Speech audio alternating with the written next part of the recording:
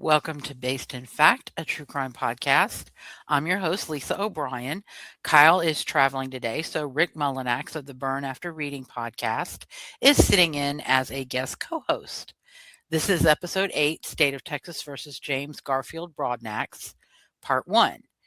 In this part, we're going to look at the 2008 murder of Matthew Butler and Steve Swan in the parking lot of Butler's recording studio in Garland, Texas, by James Broadnax and his cousin Demarius Cummings.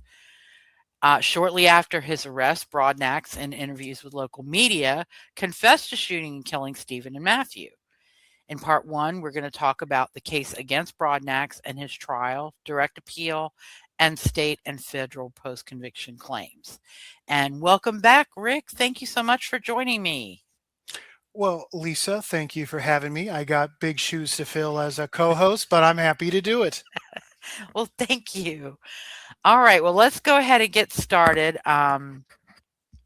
We have our victims in this case, Stephen Lewis Steve Swan. He was born July 13th, 1981. In Dallas County, Texas. His parents were Greg Swan and Jean Swan. He had a sister, Deborah, and a brother, Michael. He was a singer, songwriter, and he was like a part-time sound engineer at Zion Gate Records with his friend Matthew Butler. He was a cancer survivor. His cancer had just been diagnosed as being in remission, although I don't know what type of cancer it was, whether it was a leukemia or um, what type, like I said. And then his injuries, cause of death, were multiple gunshot wounds.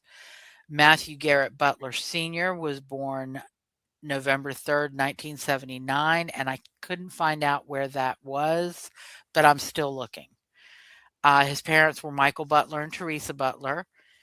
He was a musician, songwriter, producer, and owner of Zion Gate Records. He was married to Jamie Butler, and his children were Matthew Garrett Butler Jr. and Michaela Grace Butler. They were fairly young at the time, and his cause of death was also multiple gunshot wounds. The perpetrator in this case is James Garfield Broadnax. He was born October 30th, 1988 in Monterey County, California. His parents on his birth certificate was James Garfield Broadnax was listed as his father because he was married to his mother at the time. Audrey Eason Broadnax Maxwell Kelly was Broadnax's mother. His birth father was a white service member with whom Audrey had an affair while she was in the Air Force. And so Broadnax was a biracial child, and his grandmother did not like that. His siblings are Aaron, Nakia Marie, Karen, and Michael. He dropped out of high school. He has been when he had mental health treatment, and they were trying to rule out antisocial personality disorder, but they didn't have adolescent data to rule it out or rule it in. He also has psychopathy and is aggressive, and a drug addict. His prior crimes included possession of marijuana and burglary, and then he also committed at least 2 assaults while in custody. His accomplice was Demarius Dwight Cummings, date of birth November 11th, 1988, and his victims were Matthew Garrett Butler Sr. and Stephen Lewis Steve Swan. The crime occurred on June 19th, 2008. It was at 810 West State Street in Garland, Texas, and that's in Dallas County. The victims were Matthew Butler and Stephen Swan. Matthew was a musician, singer, songwriter who started his own Christian music label, Zion Gate Records, in 2005. Matt credited his faith with helping him overcome and be healed from severe bipolar disorder. He was also a compassionate person who would give up his own possessions to someone in need. His friend Steve Swan was also a musician, singer, songwriter, and sound engineer. Steve had recently been declared in remission after battling cancer. He was a problem solver and always trying to solve problems at his office. He was gifted and had a wry sense of humor. At some time after midnight on June 19th, 2008, Matt and Steve left the studio and encountered Broadnax and his cousin Cummings in the building's parking lot. The cousins had ridden a bus to downtown Dallas to hit a lick. In preparation for that, Cummings used an aunt's AK-47 to borrow a 9mm Browning pistol. Shortly after arriving downtown, they decided to take the DART train to Garland because, according to interviews given by Broadnax, that's where all the rich white folks stay at. Broadnax and Cummings approached Matt and Steve and initially engaged in conversation with them about the music business. The group finished talking, and Broadnax and Cummings turned as if to leave. Then Broadnax turned back and asked for a cigarette. When Steve reached into his pocket to get cigarettes and a lighter, Broadnax shot him. Broadnax then shot Matt, who fell to the ground and tried to get up. Broadnax shot each man in the head to make sure they were dead. Cummings searched Steve's pockets, retrieving $2 and the keys to Steve's tan 1995 Crown Victoria. Broadnax and Cummings left Steve and Matt lying in the parking lot to return to Dallas in Steve's stolen car. At 1 a.m., a man riding his bicycle home from work saw Matt and Steve's bodies and blood on the ground in the parking lot, and he rode to the nearest fire station to get help. The firefighters determined that Matt and Steve had been dead for some time, and they notified police. Later that day, Broadnax bragged to family about hitting a lick and showed off Steve's driver's license. One of his aunts told him to leave. When their cousin Arnisha saw the news report about the murders, she contacted police. After a brief statement over the phone, she met with police for a formal interview. She recounted the cousin's possession of the stolen car, debit and credit cards belonging to Steve. When her cousins said they were going to use the cards at an ATM, she reminded them that they would need PIN numbers to do that. Their Aunt Alice, who also recounted Broadnax bragging about hitting a lick in Garland and the stolen vehicle, she is the one who told them to leave. In addition to providing the license plate of the vehicle to police, Aunt Alice retrieved Steve's stolen credit cards that had been thrown from the car as Broadnax and Cummings drove away. Another family friend corroborated Aunt Alice's statement. So I have to stop here. His family, their family, because they were cousins and these were all cousins or, related to them. They're the ones that really broke the case.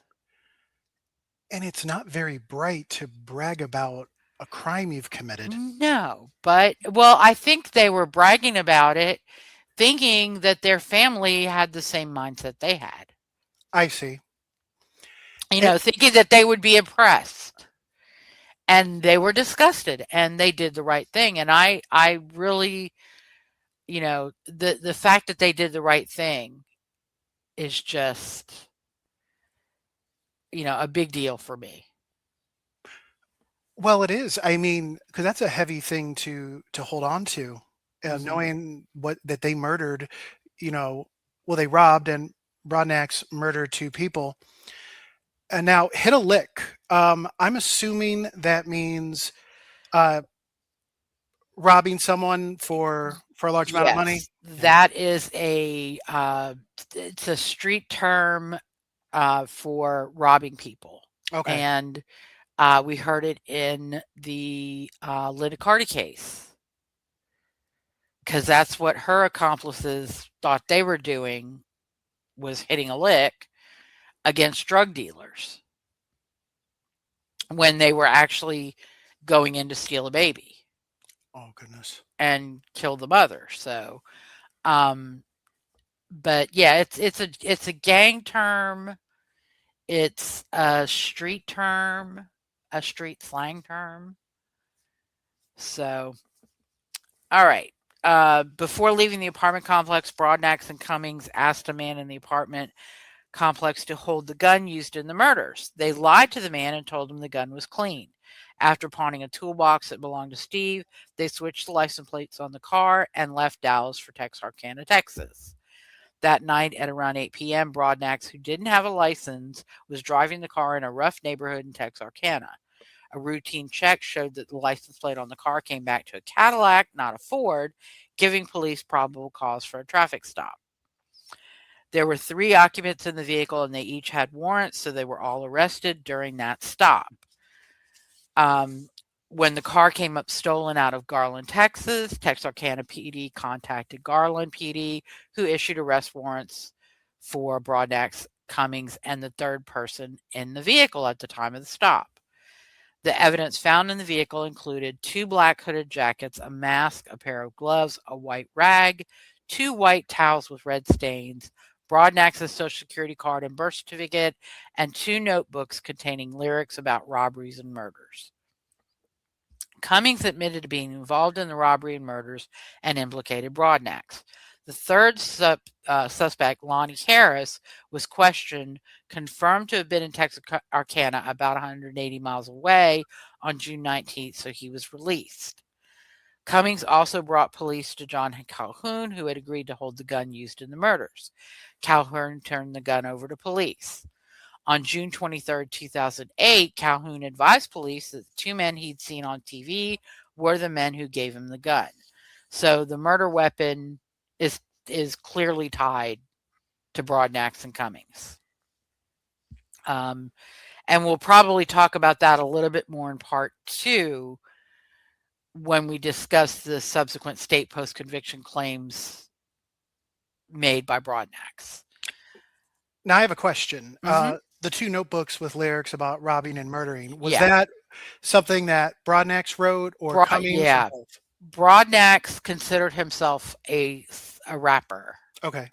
and he had rap lyrics, and that also comes in a little bit more next part two Okay. because he didn't really raise the issue in his initial state and federal claims. But it had a rap about what to me appeared to be about the murders. So, you know, um, but we'll probably talk about that. That'll be a little bit more in part two than right now. Okay. So, but it was Broadnax. It was his notebook. Um, Cummings also admitted to pawning Steve's property, and police were able to recover the toolbox and obtain video footage from the pawn shop showing Broadnax and Cummings A driving up in the stolen vehicle and B inside the pawn shop during the transaction. The clerk also advised that they had attempted to pawn a red toolbox with engraved tools, but because the engraved initials were SS, the pawn shop wouldn't take them. He also advised that he'd looked at the tools which were in the trunk of the stolen Crown Victoria. DNA evidence initially developed at the time included DNA from the left side of the handgun was consistent with Swan's DNA. DNA recovered from the inside of Steve's pockets was consistent with Cummings' DNA. Blood found on a pair of Nike tennis shoes belonging to Broadnax was consistent with Butler's blood, and DNA obtained from a swab of the handgun's trigger was consistent with both Broadnax and Cummings. And again, that is going to come into play more in part two. They were arrested on June 20th, or it was probably like early morning June 20th, maybe late on June 19th, by the Texarkana Police Department, Texarkana, Texas, which may have been more. The warrants came out of Garland. Texarkana took them into custody. The Dallas County Jail on June 20th received interview requests because this was a high-profile crime. They were transferred from Texarkana in Bowen County to Garland County Jail, the Garland Jail in Dallas County on June 20th, and then they were transferred again on June 21st from Garland Jail to Dallas County Jail. They made first appearances on June 21st, 2008, and they were both charged with capital murder of multiple persons, pled not guilty. Broadnax filed an affidavit of indigency at that time to obtain court-appointed counsel.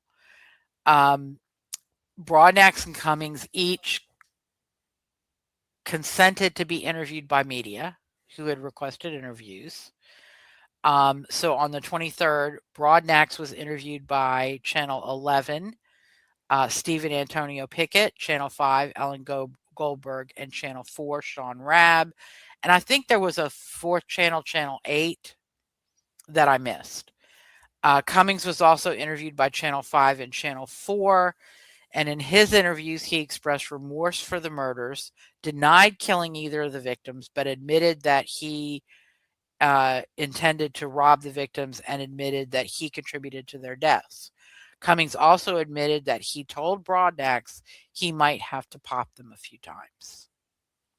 Uh, in the first interview with Channel 11, Broadnax defiantly denied any knowledge of or involvement in the murders.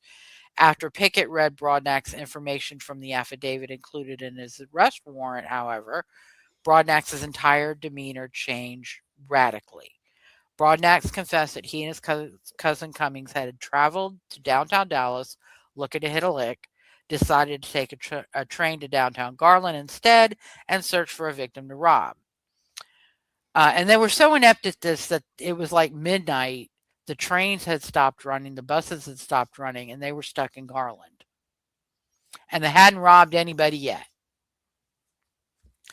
When the victims exited a recording studio late at night, Broadnax described how he approached them in the parking lot, talked briefly, and then asked for a cigarette.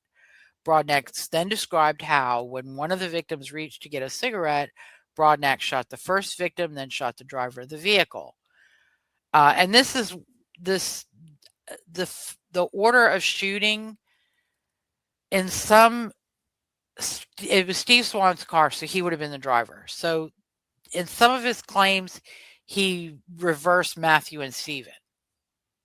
So He didn't. I don't think he knew who was who. I don't think he cared. Yeah, he didn't care. But it looks like it looks like Stephen was the one reaching for a cigarette because Stephen was the one with cigarettes and a lighter next to his body. That's my basis for how I ordered it. But this is how Broadnax, and this is a distinction without a difference. Right. Then he subsequently described how he shot each of his victims in the head because they were both still moving. Broadnax said he and Cummings rifled through the victim's pockets, obtained the car keys, and fled the scene in the victim's Crown Victoria, with Cummings driving. Broadnax made it clear he was the one who had the gun and fired all those shots that night.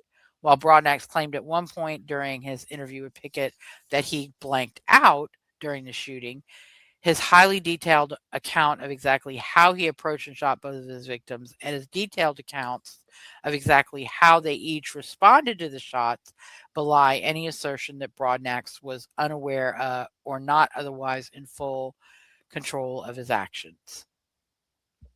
In response to questions by Pickett about what he would say to the widow of one of his victims, Broadnax replied, "I laugh in her face." Broadnax later responded to questions by Pickett about his future by glumly saying, "I ain't got no reason to live, and my life was," expletive was deleted, probably began with an F and end with ucking, or ucked, since I was born. Broadnax replied to a question about what he would tell the widow of one of his victims, "I laugh in her face." So, real prince there. Right. Do you want to do the next interview? Yeah, I'll go Okay, ahead. So perfect. this is from June 23rd, 2008, NBC5. Broadnax once again described in great detail exactly how he approached his victims in the parking lot, asked for a cigarette, and when one of the victims reached for a cigarette, Broadnax shot him. Shot the other victim and then shot both victims again in the head to make sure that they were both dead. Broadnax emphasized that while Cummings went through the pockets of their victims, it was Broadnax who had pulled the trigger. When asked by Goldberg if he felt any remorse over what he had done, Broadnax silently shook his head from side to side. When asked by Goldberg what he thought would happen to him, Broadnax replied, "Hopefully the death penalty." Broadnax followed that comment by explaining that if they did not give him the death penalty, he would kill again, declaring there would be more bodies if he did not receive the death penalty. When Goldberg asked him what he had to say to the families of his victims, Broadnax replied, F the family too, or F his family too, both of them. After Broadnax briefly confessed that he regretted that he had his pistol with him the night of the murders, Goldberg again sought to elicit some expression of remorse, but Broadnax once more repeated his earlier crude comments about his victims' families, saying, bleep them and their families. Do you want me to read the Fox 4 interview as well? Sure. Okay. Yeah. So, June 23rd, 2008, Fox 4, Broadnax once again stated that he blanked out during the robbery, but when described in great detail how his victims reacted when he first shot them and how he shot them in the head to make sure that they were both dead, during Rab's interview, Broadnax briefly appeared to break down emotionally, hanging up the phone and walked out of the interview room when Rab asked him to tell him what was going through his head. But Broadnax immediately returned and confessed, I kind of regret what I did, and responded to Rab's question about what his life had been like with hell. Broadnax's defiant demeanor quickly returned, however, and he informed Rab, I don't want life. Broadnax also informed Rab that if given the chance, he would tell his victims' families, bleep them, straight up. Broadnax also told Rab, I got no family. You see who snitched on me, and we don't make you blank out. All right. And then finally, ABC 8. Broadnax's appearance during the interviews was scruffy and his demeanor was somewhat cavalier and callous, i.e., he denied feeling any remorse and didn't seem to care what he had done to his victims. When asked whether he really meant it when he said he was ready to receive a lethal injection, Broadnax held up his arms and said, pick an arm. On June 24th, 2008, Broadnax did have counsel appointed. Apparently, at his Lydia Brandt was appointed to handle the arraignment, which will come after later. But Bradley K. Lawler was appointed as his attorney. Bradley Lawler immediately sent a letter to the Dallas County Jail instructing them not to let Broadnax speak to the media or law enforcement. And then the venue for the case was the Criminal District Court, Dallas County, Texas. He was initially indicted under cause number F-08-24629 or F-08-24629, and that was a charge on July 3rd, 2008 of capital murder of multiple persons. And then the case was transferred. The first indictment was eventually dismissed, or the first case was eventually dismissed. The second case is F08-24667-Y, Criminal District Court of 7, Dallas County, Texas. Honorable Michael Snipes was the judge. Broadnax was represented by Bradley K. Lawler, Douglas H. Parks, and Carrie Mallon. The state was represented by David M. Alex, Lisa Smith, Andrea Hanley, Gordon Heichel, and Elaine Evans. On September 8, 2008, a grand jury returned a true bill indictment of capital murder of Stephen Swan. And that may be because while they had capital murder of multiple persons, they had a stronger case with Stephen Swan because of the robbery element and the theft of the vehicle, or the carjacking, essentially. Okay. With Matthew Butler, according to Cummings, was still moving or appeared to still be alive, and so Cummings didn't want to touch him or get near him. So they didn't take anything from Matthew Butler. And so I think ultimately they decided not to, they didn't present that to the grand jury. They only presented Stephen Swan. And Texas does that sometimes. But there's no statute of limitations. So if they try him and he's acquitted on Stephen Swan, they can take a chance on Matthew Butler. Interesting. You know, um, so that it very rarely happens, but that's the same reason in Darlie Routier's case, she was only tried for one of her sons, and I can't remember. It's been so long, I don't remember whether it was Damon or Devin. And then she wasn't. I think it was the son who was still alive when the police responded, or who they thought was still alive when the police responded.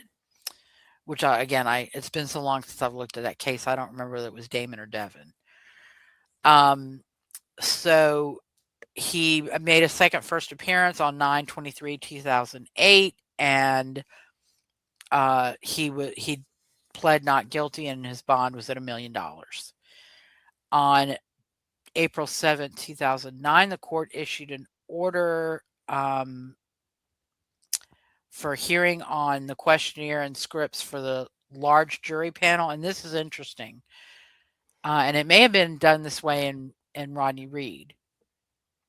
They apparently call in a jury veneer, and then they weed out for cause and people who aren't qualified to serve, and then pick the jury from what's left of that larger panel. It's really interesting. And then they also set hearing on defense motions on April 21st, 2009 at 9 a.m. The hearing was held. Broadnax was served with the jury list. The questionnaire was admitted as States A, and a motions hearing was set for April 21st at 8:30 a.m. On April 21st, they held the motions hearing. They granted admission of Broadnax's statements to the media. Oh wait, no, I'm sorry. They set a hearing on those on a motion to suppress those statements for June 23rd, 2009, and then they set a second hearing for July 24th, 2009, July 23rd and July 24th. They granted some other motions, but it wasn't clear on the docket what those were. Voir dire began on April 21st, 4th, 2009, and that was an introduction to the panel. The court entered an order setting the trial to begin on August 10th, 2009 at 8:20 a.m.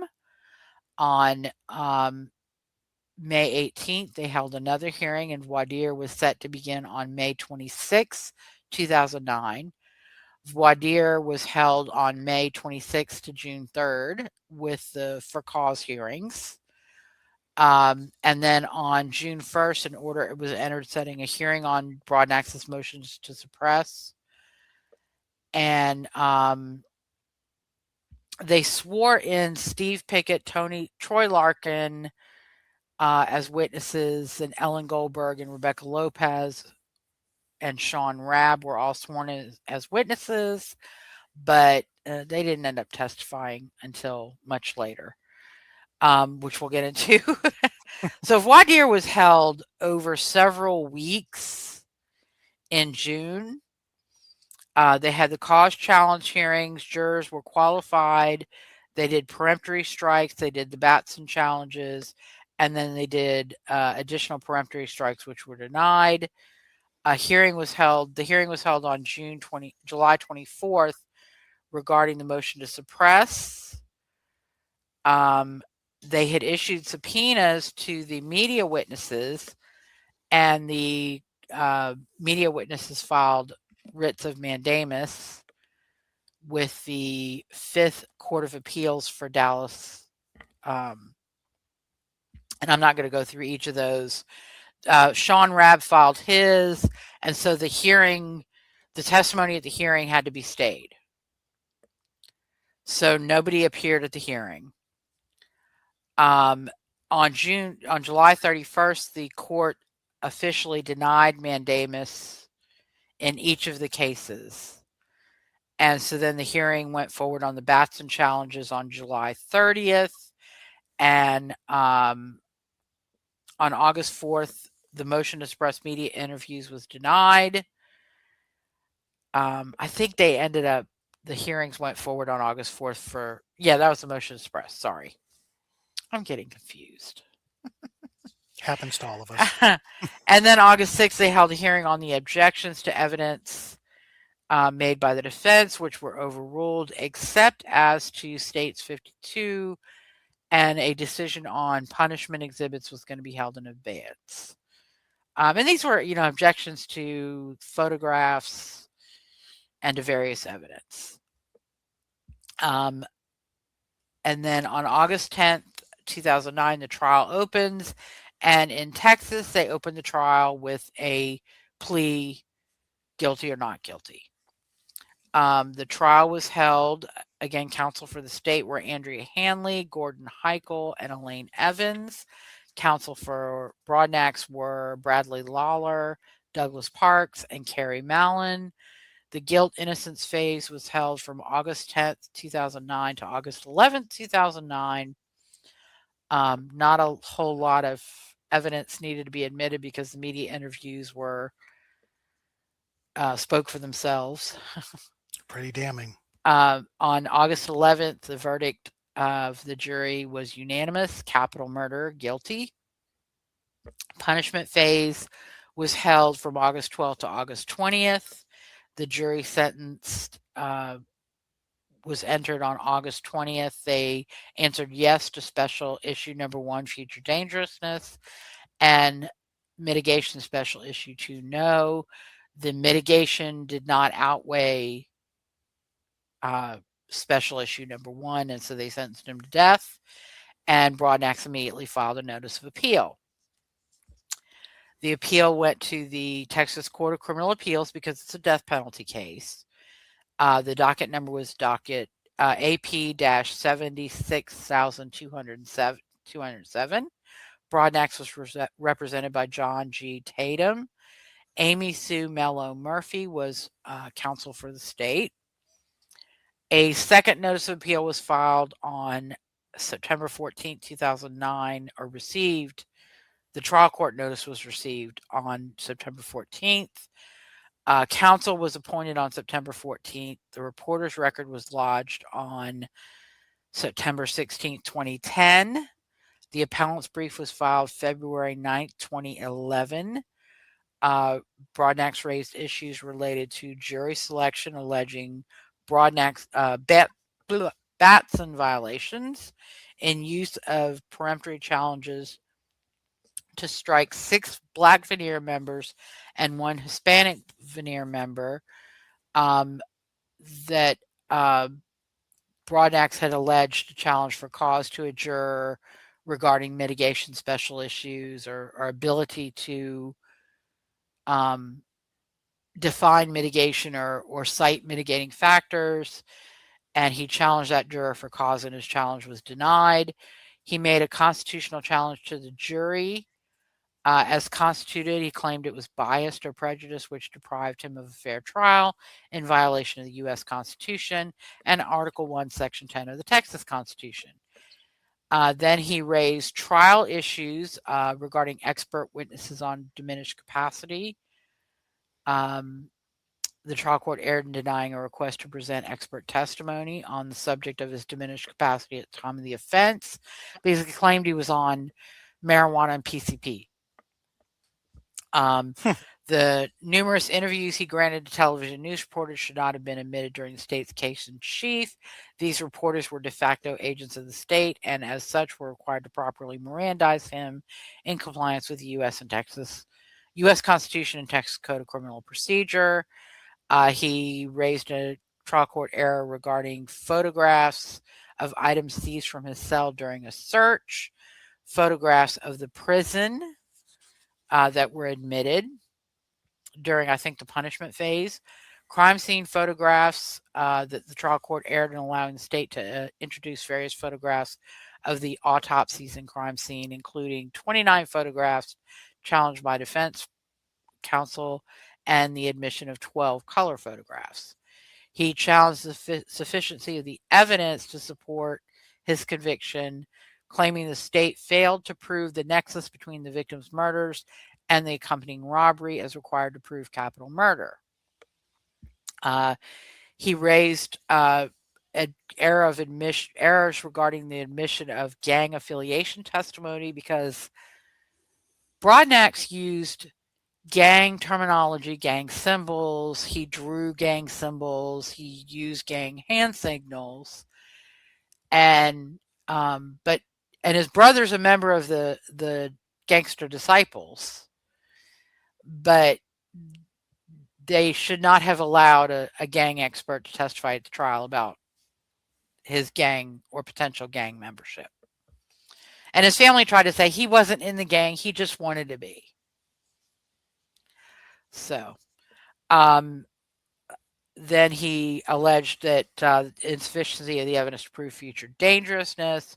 He raised an error regarding imposition of court costs, claiming that his due process rights were violated when court costs were imposed. He also challenged Texas's death penalty, and he alleged cumulative error. On March 9th, 2011, the Texas Court of Criminal Appeals entered an order granting a motion to supplement the record on appeal, and an exhibit was ordered by the trial court, from the trial court. Appellee's brief was filed on August 10th, 2011. The case was set for submission on August 10th, 2011, and was submitted on October 5th, 2011. On December 14th, 2011, the Texas Court of Criminal Appeals issued its opinion, and they overruled every single point of error. On points of error 1 through 7, they found that neither the comparative juror analysis on the other 7 Batson challenges nor the granted Batson challenge weighed in favor of a finding that the trial court's rulings were clearly erroneous. So points of error 1 through 7 were overruled. They overruled 8 through 23, which dealt with, what did 8 through 23 deal with, Rick? Do you have that handy? I do not. I'm sorry. And I didn't even put it together where I could tell what 8 through 23 were. Oh well. So I only cited ones that were really, like overruled. So that was probably 8 through 23 after the jury issues, I think, were some of the trial issues. I see. So I should have. The hard thing is that they're not always listed in a way that makes it easy to correlate between. Yes, 8 through 23. Okay, yeah, 8 through 23 were the challenges for cause, which were just overruled. And basically, he challenged this one juror for cause, and they overruled his objections. Okay, 24 to 25, they found no error in voir dire, so they overruled points of error 24 and 25. 26, because the expert's testimony was proffered at the guilt stage of trial to show the appellant's intoxication for marijuana and PCP use prevented him from forming the applicable mens rea, the evidence was inadmissible. So point of error 26 is overruled. He could have submitted it during punishment, but you can't use, because voluntary intoxication is not a defense in Texas. On 27, they found all 4 interviewers testified that they had no such agreement with law enforcement personnel, and the appellant points to no evidence of any agreement. We overruled the appellant's 27th point of error. He was trying to allege they were agents of the state. No. And no, they were not. The record reflects point of error number 28. The record reflects that the district attorney's investigator requested that an already planned shakedown be rescheduled for earlier in the day when he could attend and take photographs. So they overruled. They were trying to allege it was an illegal search because the district attorney's office ordered it, and they found that that's not what happened.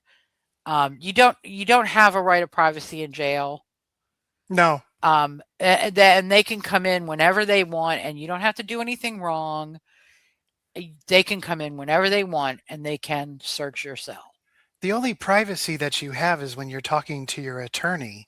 Correct. They cannot record attorney visits or attorney phone calls. Right. All right, point of error 29, which dealt with the photographs of the Polunsky unit. Their analysis of the record and exhibits does not reveal any prejudicial impact, so they overruled 29. They found that the trial court's decision to admit the exhibits, and I believe those were the photographs, the crime scene photographs, was within the zone of reasonable disagreement and was not an abuse of discretion. So they overruled those points 30 to 33. Point 34, which dealt with sufficiency of the evidence. The appellant told 3 Dallas journalists that he alone had murdered the victims and that he and his cousins had specifically traveled to Garland that day with the intent to commit a robbery. The appellant further told the journalists that he had rifled through the victims' pockets after shooting them. Each of the journalists testified at his trial, accompanied by video recordings of their interviews with the appellant. Additionally, the appellant's conviction is supported by circumstantial evidence, most notably the victim's empty pockets and the appellant's possession of Swan's identification card and vehicle. A rational trier of fact could have found the essential elements of the crime beyond a reasonable doubt. Went on to say the appellant further contends that the evidence shows that the appellant was high on PCP at the time of the offense and that there was no DNA belonging to the appellant on the weapon. These contentions do not negate the evidence of guilt. We overrule the appellant's 34th point of error.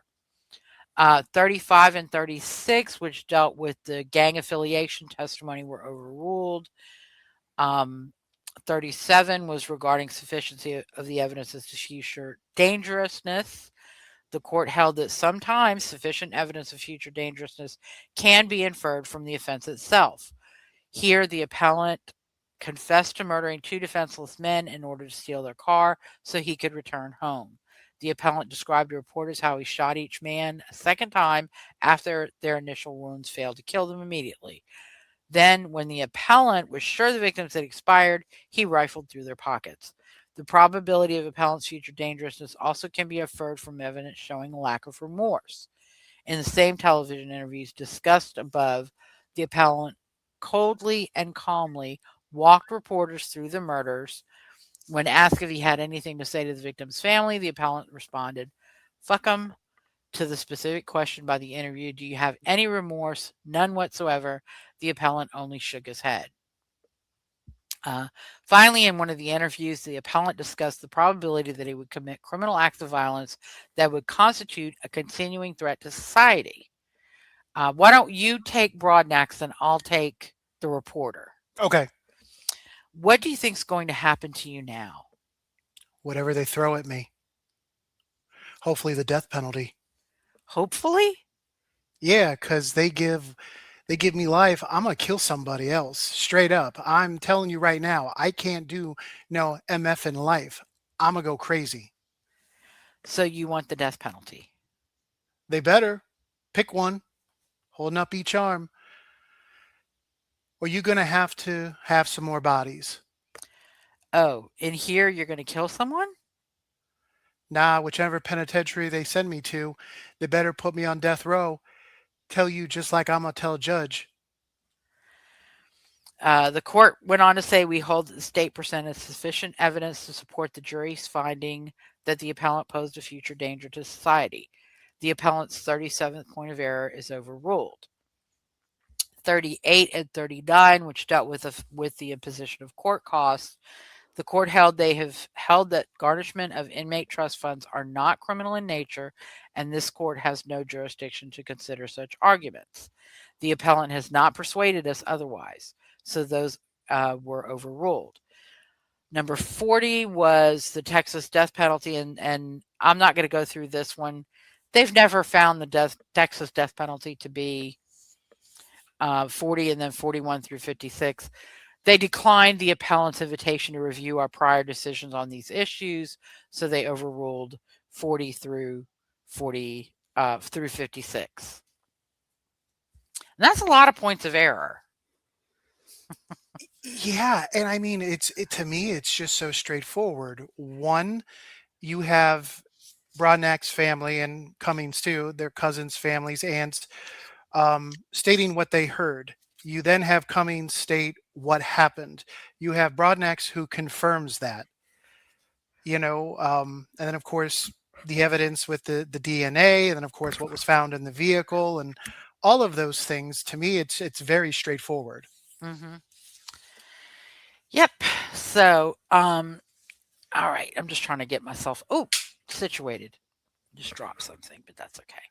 All right. So the court's mandate issued the judgment of the trial court was affirmed. The court's mandate was issued on July 9th, 2012.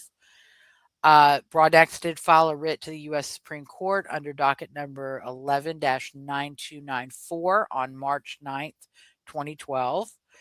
The Texas filed its respondent brief on May 31st, 2012. The case was conferenced on September 24th, 2012, and the petition was denied by order on October 1st, 2012. So Broadnax's conviction and sentence became final on October 1st, 2012, when his writ to the U.S. Supreme Court was denied. Now, those of you who are wondering, Demarius Cummings was also indicted on capital murder of Stephen Swan. He was tried on January 17th, 2011 to January 20th, 2011. He was found guilty of capital murder on January 20th, 2011.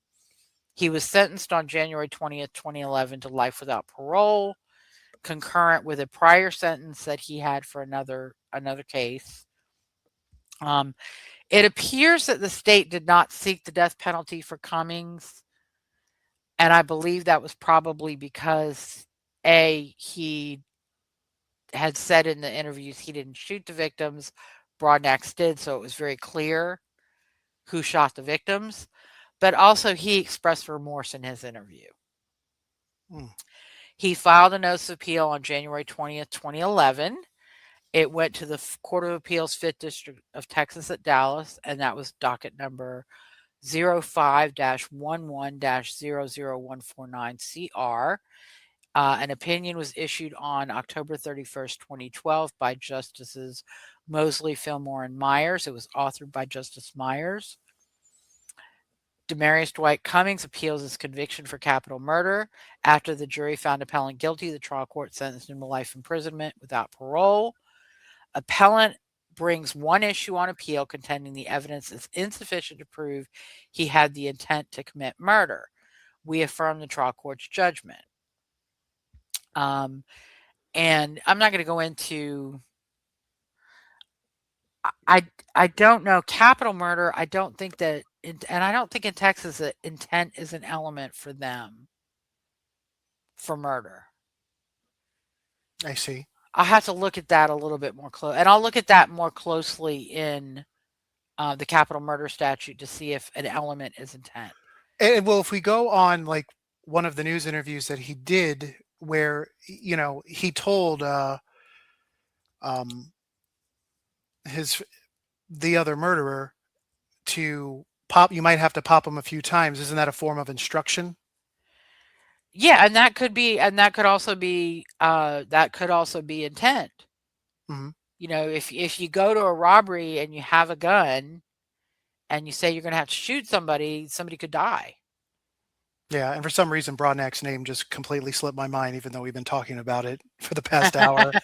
That's why you said the other murderer, but yeah, like I just figured instruction. I didn't know, even because with that intent, I don't know all the rules there in Texas.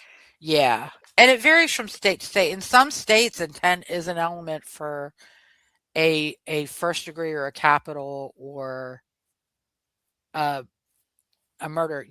A first degree or capital murder. Sometimes intent is an element. Right. But I'll look at what the elements are um,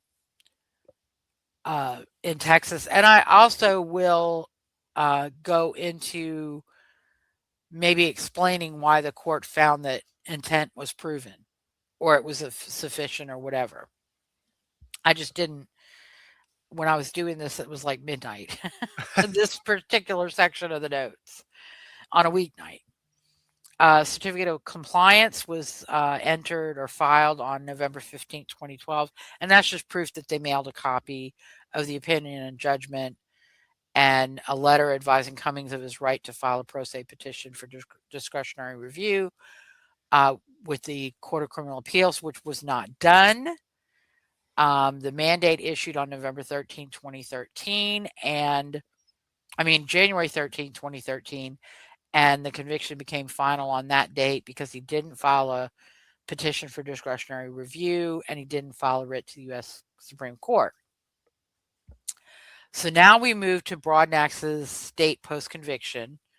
It is in Texas, it's kind of a dual jurisdiction.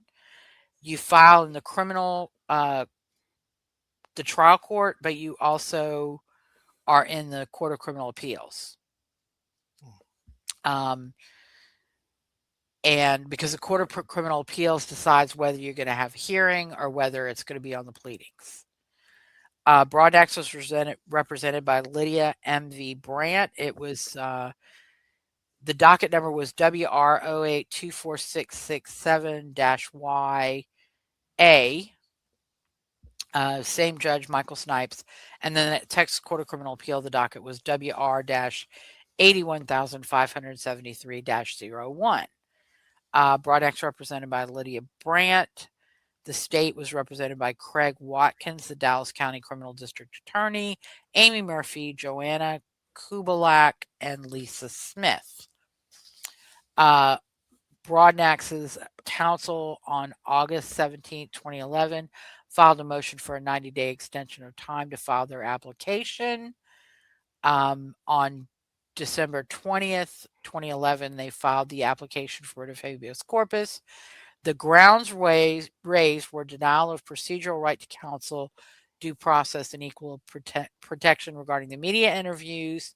Ground 2 was denial of substantive right to counsel, due process, and equal protection regarding the media interviews. Ground 3 was ineffective assistance of counsel and regarding the media interviews. Ground 4 was false and misleading gang testimony.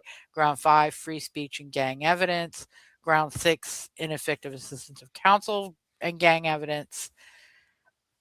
Pardon me. Ground 7 was antisocial personality disorder and PCL-R, which was use of false and misleading psychological evidence, and ineffective assistance of counsel regarding the psychological evidence in Ground 8. Broadnax filed for a motion for evidentiary hearing and for oral argument before the Texas Court of Criminal Appeals on December 20th, 2011. The state filed its answer on June 15th, 2012. They responded to each of Broadnax's claims or grounds, but I'm not going to go through those because it's just kind of it's almost like a he said, she said. I see. So, Conjecture. yeah, it's argument, and since I didn't go through Broadnax's arguments, I just identified his points. Um, but they didn't agree with anything Broadnax said. I can tell you that. An agreed order designated issues to be resolved by affidavits, depositions, interrogatories, and/or evidentiary hearing was entered by the court on July 13th, 2012, with the agreement of counsel. Um, and the court designated grounds 1 through 8 to be resolved outside of the official transcript and court documents, meaning Broadnax got an evidentiary hearing. Um, and it's interesting, there was an order signed on July 13th, 2012, and then an identical order signed on August 2nd, 2012, and filed on September 11th, 2012. Um, Broadnax issued subpoenas on November 15th and November 30th to the Dallas County Sheriff's Office seeking media request interview forms filed by the news stations that were signed by defendant who either consented or declined a media interview. Um, and I think they were looking at the blank form as well as forms from other high profile cases in Dallas County. What they were trying to do was to make the media interviews a state action.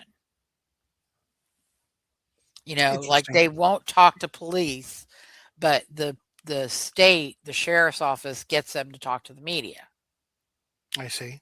you know.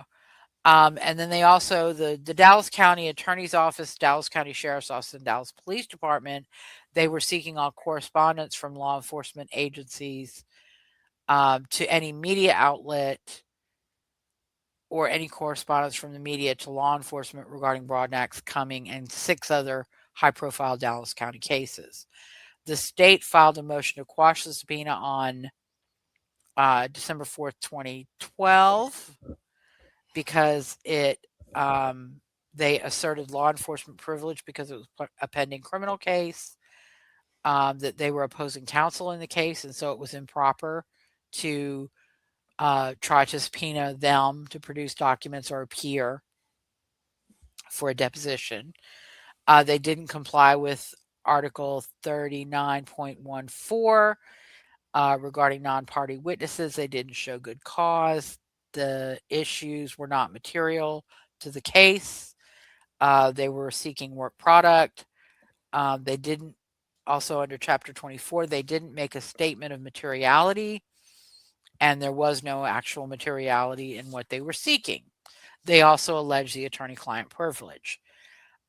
They then, Broadnax on December 5th issued subpoenas to Carlos Rosales and Rebecca Lopez to appear and testify at the hearing and produce documents.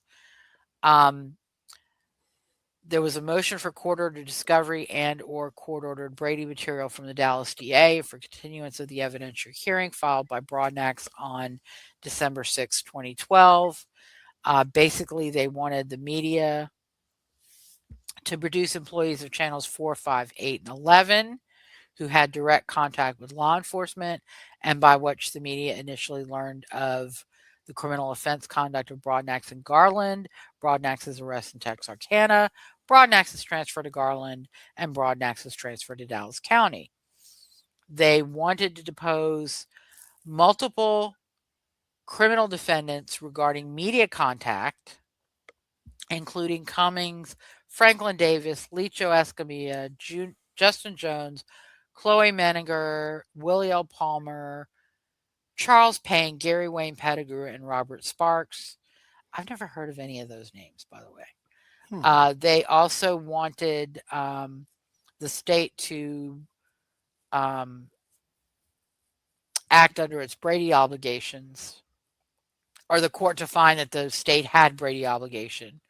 And then they wanted to continue the evidence hearing and seek additional days for the hearing if the discovery and or Brady search proved fruitful. And it's basically a fishing expedition. The state then turned around and on December 6, 2012, filed a motion for disclosure of defense counsel's file. They wanted the trial counsel's file. And the reasoning is by accusing his trial and appellate counsel of ineffectiveness, applicant waived the privilege as to any communications relevant to those allegations. When applicant accused his counsel of ineffective assistance, he made himself their adversary and the state their ally, if not their legal representative. A hearing was held on December 6, 2012 on the defense's motion to compel discovery and continuance and the state's motion to quash. An order was entered denying the motion for court-ordered discovery and continuance of the evidentiary hearing and request for additional days to conduct the hearing and granting the state's motion to quash subpoenas. The non-parties also filed a motion to quash on December 8th, A writ hearing was held on December 7th, 2012, and the parties were ordered to file findings of fact and conclusions of law 30 days after the transcript after the transcript of the hearing. An order was entered on December 12th, 2012. The court has considered the motion to quash subpoenas and for protective order filed on behalf of non-parties Carlos Rosales, Rebecca Lopez, and WFAA TV. The court finds that the hearing at which movements were to appear and produce documents and/or tapes and/or video recordings has concluded, and therefore the issue is moot. It is therefore ordered that the motion to quash subpoenas is granted.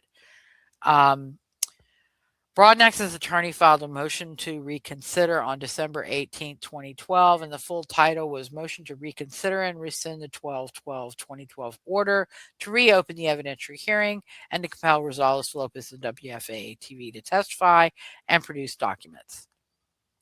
The state filed its proposed findings of fact on June 24th, 2014, as did Broadnax.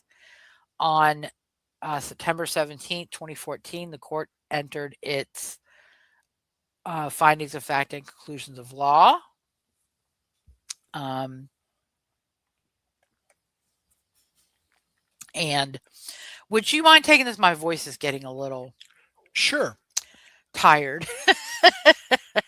My pleasure. So, the findings and conclusions. So, the length of evidentiary hearing, neither party has been limited in presenting evidence in other forms since the December 2012 hearing.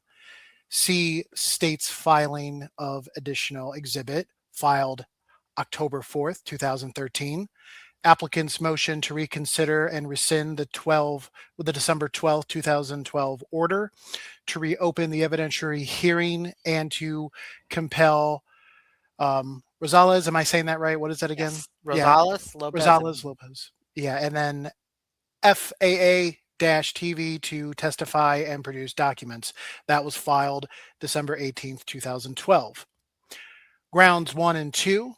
So, lack of counsel during media interviews. Broadnax could have, but did not previously assert at trial or on appeal that the Texas Fair Defense Act and the Dallas County procedures for the appointment of counsel in death penalty cases are unconstitutional. Therefore, these claims are procedurally barred. Broadnax could have, but did not previously assert at trial or an appeal that his constitutional rights to equal protection was violated. Therefore, this claim is procedurally barred. Broadnax allegation that the media interviews violated his constitutional right to procedural and substantive due process could have been, but was not presented on appeal. Therefore, this claim is procedurally barred. Broadnax's first and second grounds for relief necessitate a finding of state agency in order for relief to be granted on this issue. The court and the Court of Criminal Appeals have already rejected Broadnax's Sixth Amendment claim that the reporters were acting as agents of the state during the interviews. Broadnax is procedurally barred from litigating the issue of state agency on habeas, and thus his Sixth Amendment claim should be dismissed. And 2, so Broadnax's right to counsel and due process were not violated by media interviews. The reporters who interviewed Broadnax were not acting as agents of the state. Because the reporters were not acting as agents of the state during their interviews, the interviews were not critical stages. The fact that the counsel may not have been appointed until after the media interviews in this case is of no moment because the media interviews were not critical stages. Broadnax presents no legal authority supporting his proposition that interviews conducted by private media outlets are critical stages, and the court finds there is no such authority.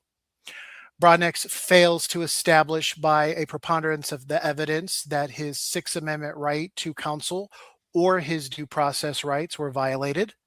Accordingly, the court concludes that Broadnax's Sixth Amendment right to effective assistance of counsel and his due process rights were not violated.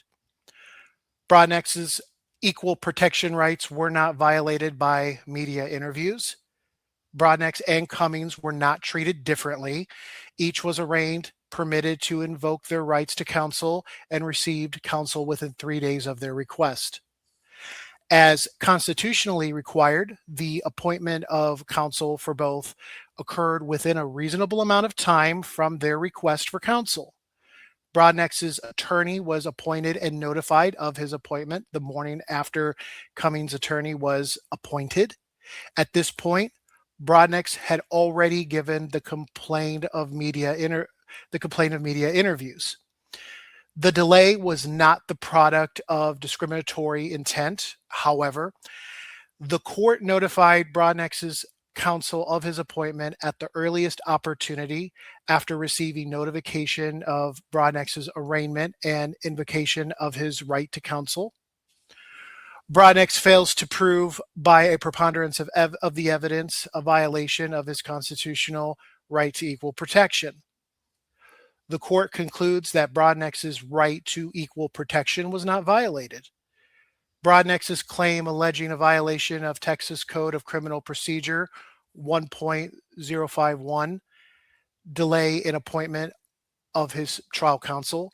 Broadnax's claim is not, how do I say that word? Cognizable on habeas, and thus is procedurally barred. Even assuming the allegation was cognizable, Broadnax fails to prove by a preponderance of the evidence any statutory violation. Cummings and Broadnax were appointed counsel within the statutorily required time frame, and there is no statutory requirement that co-defendants be appointed counsel at the same time. There was no statutory violations. Broadnax fails to prove that he was harmed by any violation, constitutional or statutory. On habeas review, Broadnax bears the burden of proving by a preponderance of the evidence that the alleged error factually contributed to his conviction or punishment. The decision to speak to the media belonged to Broadnax, and he fails to show that he would have taken counsel's advice and declined the interviews. And that's sorry to interrupt. That's something that's very important. Counsel can always advise their clients, but the clients don't have to take that advice. No. They do what they want to do half the time. He did it freely. So, yeah. And so I think, yeah, if an attorney had told him not to talk to media, he would have said F you and done it anyway. Do you want me to take over? It's up to you. I can continue the rest, give your voice a little rest, or if you would prefer, it's up to you, Lisa. This is your show. So why don't you go on? Continue. You're doing really well. Thank you, Lisa. So Broadnax's contention that the interviews were material and unfairly procedural. Broadnax's allegations does not present a constitutional... prejudicial. Prejudicial? My bad. Sorry. No, that's okay. Broadnax's allegations does not present a constitutional violation distinct from the previously addressed claims. Rather, it appears to be a harm argument regarding the alleged Sixth Amendment violation. As set out above, the court found and concluded that there was no Sixth Amendment or other constitutional violation. Therefore, a harm analysis is not applicable. If Broadnax's allegations were intended as a separate non-constitutional challenge to the admissibility of the media interviews, they are not cognizable. The alleged violation of a statute, rule, or non-constitutional doctrine is not cognizable in a writ of habeas corpus. To the extent that the allegations are premised on the affidavit of Jennifer Reif regarding her interviews of 3 of Broadnax's jurors. The affidavit is not competent evidence and is inadmissible under Texas Rule of Evidence 606B. Rule 606B prohibits testimony or affidavits from a juror as to any matter of statement occurring during the jury's deliberations or to the effect of anything on any juror's mind or emotions or mental process as influencing any juror's assent or dissent from the verdict. There are only two exceptions to this prohibition. A, juror may attest to whether an outside influence was improperly brought to bear upon any juror, and two, to rebut a claim that the juror was not qualified to serve. The juror's statements to, and it is Miss Reef. Am I saying that right? Is it Reif or Reef? Yes, I All think right. it might be, it's either Rife or Reef. Okay. So Miss Reef do not meet either of the exceptions of Rule 606B. There is no constitutional requirement that an inmate knowingly and voluntarily consent to media interviews. Habeas corpus review is available only to review jurisdictional, am I saying that right? Yes. Jurisdictional defects or denial of fundamental or constitutional rights. Broadnax does not cite to any fundamental or constitutional right that was allegedly violated. Thus, this allegation is not cognizable. Um, Moreover, Broadnax could have but did not raise on direct appeal the allegation that his consent to the interviews was unknowingly and involuntarily. Thus, it is procedurally barred. Even assuming Broadnax's allegation is of constitutional dimension, Yes. yeah, it fails on the merits. Broadnax fails to prove by a preponderance of the evidence that his consent to the media interviews was unknowingly and involuntary. And accordingly, the court concludes Broadnax's consent to the media interviews was knowing and voluntary. In sum, all relief requested in applicants' first and second grounds should be denied. All And right. oh, go on. I was going to say I'll take over for grounds 3 and 4 Okay. to give you a rest because you did really well, but I know from experience it can be That's a lot. very, yeah. Yeah, it's a lot, and I'm reading it. I'm like, I didn't really have to put that in there. So, all right, ground 3, counsel's investigation and presentation of Sixth Amendment claim. Contrary to Broadnax's allegation, trial counsel did object to the admissibility of the media interviews based on the Sixth Amendment. Having found that the reporters were not agents of the state and the media interviews were not critical stages, Broadnax's Sixth Amendment right to counsel was not violated during the media interviews.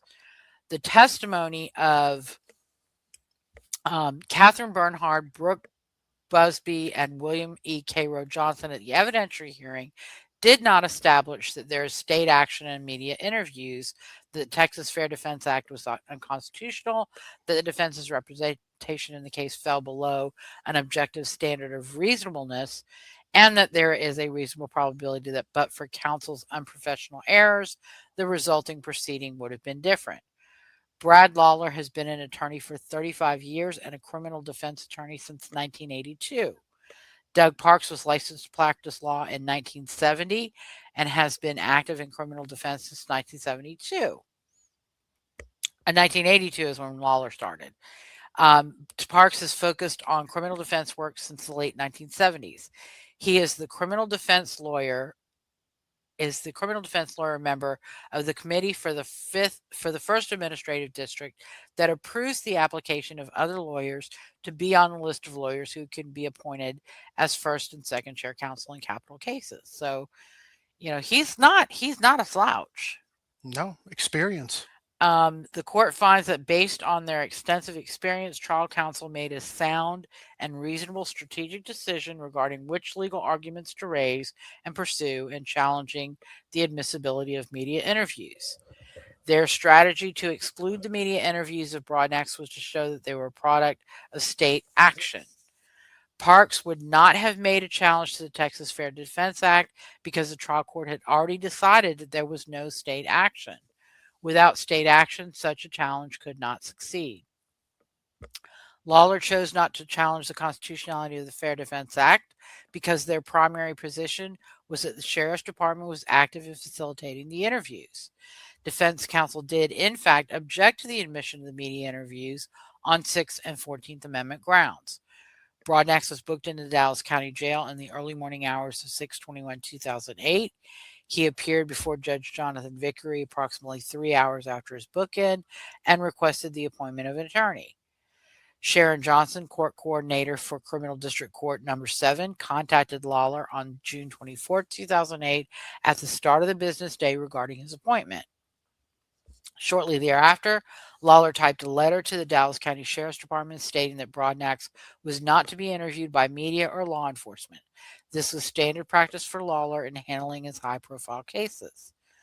Trial counsel attempted to use Kimberly Leach, she's the public information officer for the jail, her testimony at the pretrial hearing to establish state action in support of the constitutional challenges to the media interviews.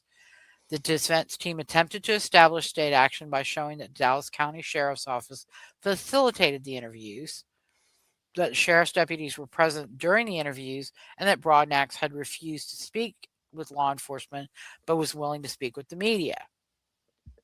The crux of the defensive theory at trial was that Broadnax was intoxicated at the time of the offense and during the media interviews. Although counsel can advise the client not to speak with the media, the ultimate decision is left to the client. Media interviews can be used by an accused to deny involvement in the charged offense or to downplay their role in the charged offense. Broadnax first denied involvement in the murders to Channel 11. He fails to rebut the presumption that counsel's decisions regarding what challenges to raise regarding the media interviews constituted sound, reasonable trial strategy. Broadnax fails to establish constitutional deficiency in counsel's decisions regarding what challenges to raise regarding those media interviews. Counsel's attempts to exclude Broadnax's statements during the media interviews did not fall below an objective standard of reasonableness. Also, there is no reasonable probability that had counsel raised additional constitutional challenges to the media interviews, the results of the proceeding would have been different. And that's something that is a fact that no advocates want to recognize. You have to show that things would have been different. Saying they would have been different, that's your opinion. Right. You have to show evidence that it would have been different. So the court found the counsel was not constitutionally ineffective, and the relief requested in ground 3 should be denied. And these finding of facts and conclusions are recommendations to the Court of Criminal Appeals. So ground 4 was the gang testimony by Detective B.K. Nelson. Basically, the allegations are not cognizable in a writ of habeas corpus because Chapter 61 does not govern the admission of evidence regarding gang membership, but governs the compilation of information pertaining to criminal street gangs into intelligence databases. So basically, Broadnax's reliance on Chapter 61 to say that the testimony wasn't admissible is misplaced. So the fourth ground for relief is procedurally barred and should be denied. Then the court went into an explanation of the procedural bar, which I'm not gonna repeat. It also found that his due process rights were not violated by omission of Nelson's testimony, because the testimony was based on the media interviews, his phone calls, photographs of his cell, his art, his letters, and other writings in his notebooks. And all of those things, all of those factors contributed to Nelson's opinion that Broadnax was a member of the Gangster Disciples. He used the term folk, which tends to be used by Gangster Disciples. He used hand signals. He drew symbols, I think angel wings, and referred to certain numbers, which are attributed to Gangster Disciples. And then the other funny thing I'm going to skip over, Broadnax had an expert who issued an affidavit criticizing everything that Nelson said. But at the hearing, He disavowed his entire affidavit accusing Nelson of giving false and misleading testimony and agreed with much of Nelson's trial testimony. And it's common in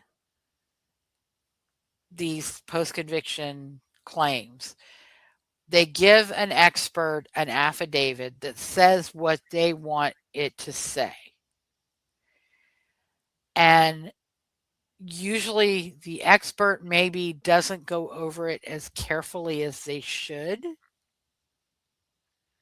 They sign it and it gets admitted. And then when they're testifying, things they didn't know about get brought in, and uh, statements in the affidavit are read to them, and it's like, oh, no, no, no, I don't believe that.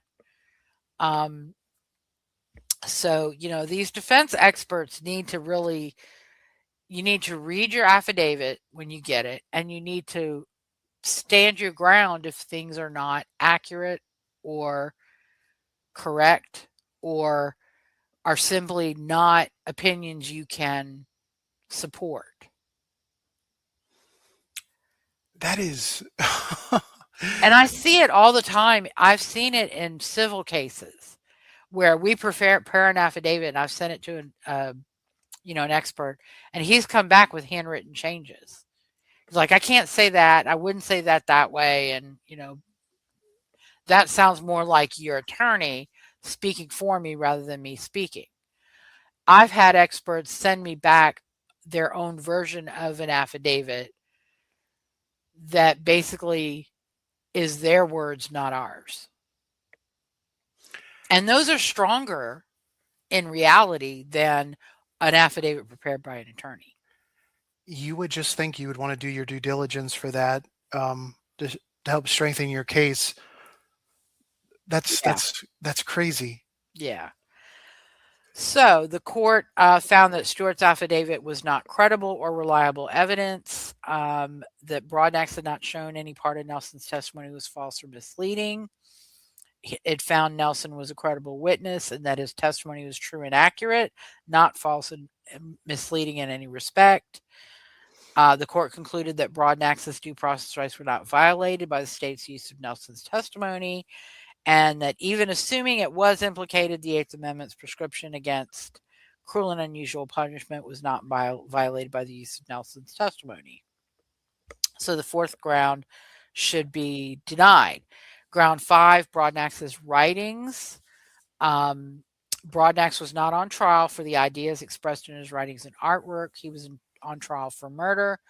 The issue is not, therefore, whether Broadnax's writings and artwork were protected First Amendment speech, but whether they were relevant to an issue in the case. And this will come in also in part 2. The relevancy of the complained of evidence has already been raised and rejected. Both this court and the Court of Criminal Appeals have previously held that the evidence was indeed relevant. Thus, Broadnax's allegations are procedurally barred and should be dismissed. Assuming the claim were reviewable on the merits, however, the complaint of evidence was relevant. Broadnax fails to establish by a preponderance of the evidence any violation of his First Amendment rights. The state did not violate his First Amendment right to free speech by using his writings or artwork to prove his gang membership, and thus the claim for relief should be denied. Let's see. I'm not gonna go through each and every one on here. I'm just going to pick out the really good parts. Ground 6, counsel's response to state's evidence that Broadnax was a member of a criminal street gang. At the hearing, Lawler testified that he made a strategic decision to downplay evidence of Broadnax's street gang membership because there was no evidence that the murders were gang related. Lawler made a strategic decision not to call a gang expert. Instead, he decided to call family members such as Broadnax's sister to testify that Broadnax was not a member of the gang, but was merely a wannabe who had learned about the gangster disciples from his older brother. Lawler testified that Broadnax had self-admitted gang membership and that it would be difficult to present a credible case that Broadnax's use of gang symbolism was meaningless. He believed that if he attempted to argue that the symbolism was meaningless, he would lose credibility with the jury. Um, and in his support of his allegation that the trial counsel should have called Stewart, he relies heavily on Stewart's affidavit, which, as noted above, was not credible or reliable and was disavowed by Stewart at the writ hearing. So basically, ultimately, counsel was not deficient, and there's no reasonable probability that, but for counsel's discrete strategic decisions, the results of the proceeding would have been different. And again, this is where Broadnax did not rebut the production presumption that the trial counsel's response was reasonable. So relief was denied on this ground. Ground 7, Dr. Price, which was psychological testimony. Um, Basically, I'm going to skip over some of these. Again, Broadnax's expert at the hearing testified he was not aware that trial counsel had a mental health expert prepared to rebut Price's testimony. Broadnax had not shown Price's testimony was false, misleading, or perjurious. At most, he's shown a difference of opinion between two qualified experts. And if Edens had testified at Broadnax's trial, it would have simply been a battle of the experts. So, again, the court found the Broadnax's due process rights were not violated by the use of Price's testimony, that the Eighth Amendment was not violated, and that Broadnax's seventh ground should be denied. And finally, ground 8, counsel's handling of testimony regarding antisocial personality disorder and psychopathy. The court allowed liberal cross-examination of Price, and defense counsel effectively questioned him, and that was Parks. Parks objected to the admissibility on grounds of Rules of Evidence 401, 403, and 702. Lalo argued during closing argument that it was not possible for the jury to determine if Broadnax was a psychopath because it lacked the relevant historic information. At this hearing, Lawler testified that the trial team did have a mental health expert, and she sat through Price's testimony, and counsel was prepared to call her if needed, but defense counsel only used her to prepare their cross-examination questions for Price. And if the defense counsel had called Kestner to testify, they risked the possibility that the state would pose a hypothetical question using facts related to Broadnax and get Kestner to admit that under the hypothetical, Broadnax was a psychopath. So, Price couldn't say he was a psychopath and was only speaking in general terms, not specific to Broadnax. And if they Right. put their expert on the stand, then it can get specific to Broadnax. And they didn't want that. So basically, yeah, they found that counsel was not ineffective, more so because Broadnax failed to show that the outcome would have been different. Right. On October 8, 2014, Broadnax filed objections to finding of facts and conclusions of law, signed by Judge Snipes on September 17, 2014. The reporter's record was lodged on May 30th, 2014. The writ record was lodged on October 22nd, 2014. And on May 20th, 2015, the TCCA entered a per curiam order. The court has reviewed the record with respect to the allegations made by applicant. We agree with the trial court's recommendation and adopt its findings and conclusions. Based upon the trial court's findings and conclusions and our own review, we deny relief. Broadnax filed a petition for writ of certiorari to the U.S. Supreme Court on May 21st, 2015, and that was assigned docket number 14-9964. The state filed its respondent's brief on July 27, 2015. Broadnax filed a reply on August 3rd, 2015. The case was discussed at conference on September 28, 2015, and on October 5th, 2015, the court issued an order denying the petition. And any questions, any thoughts, any observations? It's a lot That's of the end of state post conviction. no, that's okay. It's a lot of procedural stuff, and sometimes that goes a little above my head. But psychopathy, and I don't know if this is technically a part of that, but I mean, it's pretty clear that Broadnax said he, you know, what would you say to the families? F them, doesn't care. Yeah. Um, you know, made it very clear that he wants the death penalty because if not, he's going to hurt other people, right? So, and I think he did have some issues. I don't know if it was while awaiting trial or if it was after, where he assaulted people, right? Hmm. So, I mean, from a layman, from that perspective, looking at what he told family members, to what Cummings and what he told the media, everything seems pretty consistent, fairly Hmm. consistent. Cummings puts the gun in Bradnax's hands. He admitted he had it. Um, he shot. Cummings instructed, you might want to shoot him a few times. That happened. Um, they were found with the victim's, personal belongings. So I, again, just from a layman, that's pretty evident to me. Hmm. I'm not seeing any contradictions. I'm not, Yeah. and there's a lot I know as far as what's going to be told later, but I don't see any, this is pretty straightforward. Yeah. And all of this is just procedural stuff, just to do it, just to exhaust your appeals and hopefully you get lucky on Hmm. some kind of procedural thing. Yeah. I think that is, and notice here, um, he's not claiming that anything he said in the media interviews wasn't true. Right. And he didn't claim that at trial. He didn't claim it in state post conviction. We're getting into federal habeas now. And spoiler alert, he didn't claim it here either. Um, the venue for the federal habeas is the U.S. District Court, Northern District of Texas. The docket number is 3:15-CV-01758-N.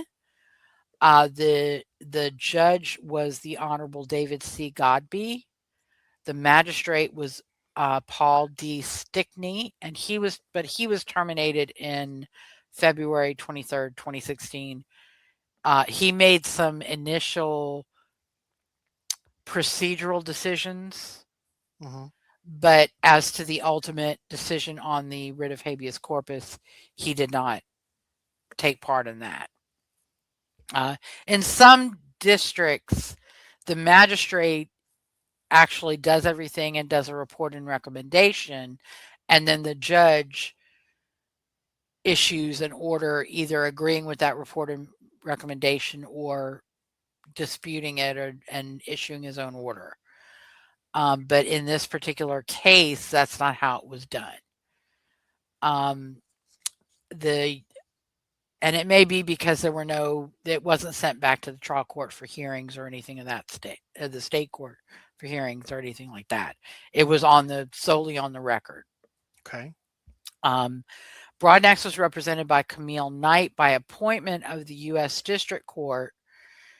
She was local counsel.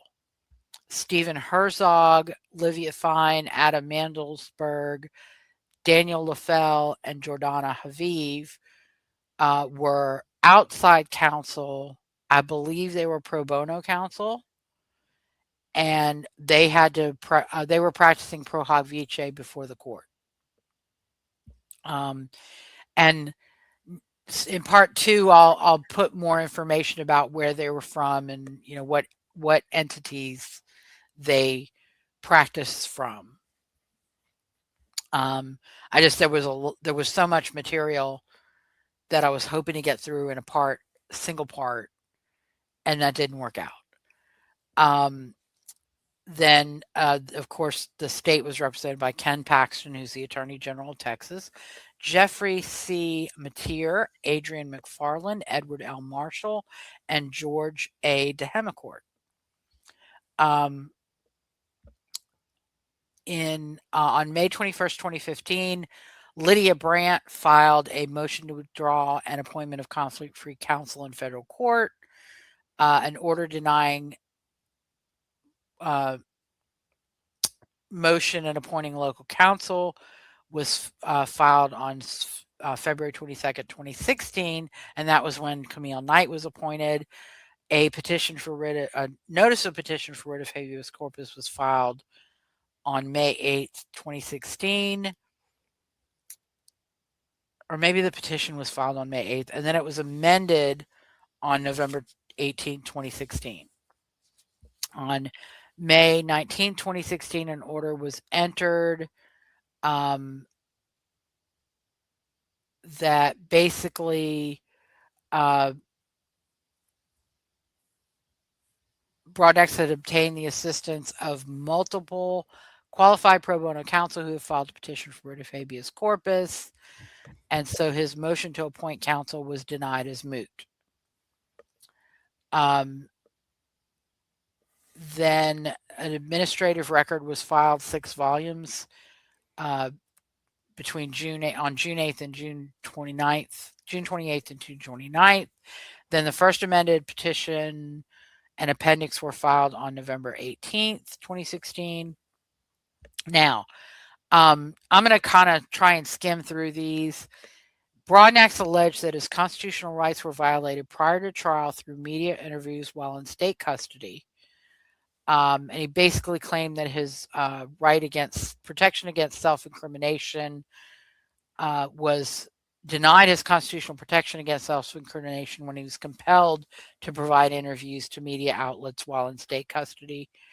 That he alleged the media interviews were custodial and therefore he should have been Mirandized.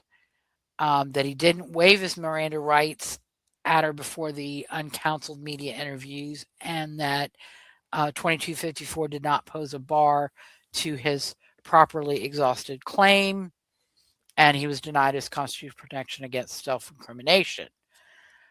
He alleged that his statements were coerced, that he was denied his Sixth Amendment right to the assistance of counsel at a critical stage, and that the Texas Fair Defense Act was unconstitutional. He alleged his constitutional rights were violated during trial with the admission of evidence discovered during a legal search of his cell. He alleged actual innocence of the death penalty. And these are actually, he alleged all the same claims he alleged on his initial state post-conviction and direct appeal. These are actually kind of repackaged claims. These are not all the claims he raised in federal habeas, but they're the ones that are, quote, different or new. Yeah, the part where he says it was involuntary coerced, that I don't understand that, and also illegally searching like the prison. We've kind of went over that. Those two things, I can't even believe they would raise an argument for it, just personally. Well, it's the shotgun or spaghetti method. Just seeing what sticks. Seeing what'll stick or what'll make a hole. Actual innocence of the death penalty. They had new evidence that he was not a psychopath, which provided clear and convincing evidence of his actual innocence of the death penalty. And then also additional kind of rebranded challenges to the capital sentencing scheme, and that the unconstitutionality of the death penalty. He filed an amended appendix in support on November 21st, 2016, with an amended declaration of Camille Knight, which provided exhibits related to the prosecution's jury selection at Broadnax's trial. The respondent filed an answer on June 26, 2017. And basically, again, I'm not going to go through all of it. Basically, Broadnax is wrong. He's not entitled to any relief. But one of the arguments that they raised was that the alleged new evidence was barred by Garland versus Pinholster. And then they also argued that the state court's handling of his claims, which he had 19 claims, were uh, reasonable, and he was not entitled to relief. An order granting a partial extension of time was filed on August 9th, 2017, to permit Broadnax to file a reply to the state's response, which was filed on the 4th of October 2017. Broadnax argued that his constitutional rights were violated during jury selection, that his rights were violated during the penalty phase, that the omission of fruits of an uncounseled custodial interrogation violated his rights, and that he had established that he was entitled to relief for additional constitutional violations related to the media interviews and ineffective assistance of counsel claims, and the death penalty sought because of his race. An order directing the filing of missing state court records was entered on April 15th, 2019. Apparently, the trial transcript filed was missing pages from volumes 41, 49, and 51. So the state was ordered to file those missing records.